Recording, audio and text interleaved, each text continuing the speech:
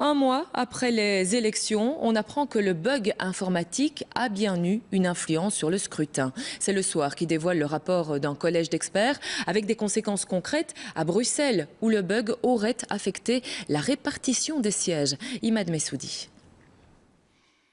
A-t-on voté pour la dernière fois de manière électronique le 25 mai dernier? C'est la question qu'on peut se poser après la lecture du rapport des experts sur le bug électoral, un rapport de 76 pages accablant où l'on découvre les nombreux cafouillages qui ont suivi la découverte du bug. Des cafouillages qui jettent un trouble sur au moins 2 résultats. Ainsi, en communauté germanophone, un siège du parti CSP pourrait échoir au parti Vivant. 14 voix seulement séparent les deux partis, alors que 20 voix ont été rejetées. En région bruxelloise, c'est entre candidats PS que ça se joue. Seulement 10 voix séparent un élu d'un non-élu, de quoi forcément se poser quelques questions.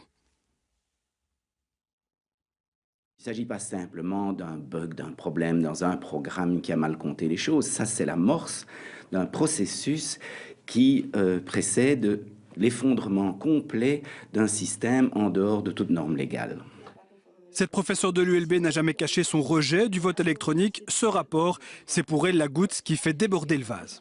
On se rend compte que, en effet, les logiciels qui sont créés pour débugger bug aussi.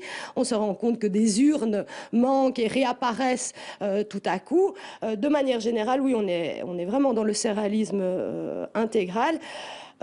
Chaque année, la Belgique envoie à l'étranger des observateurs pour surveiller les élections. Moi, je demande officiellement qu'aux prochaines élections, des observateurs congolais viennent en Belgique pour garantir le secret, la liberté et l'honnêteté du scrutin.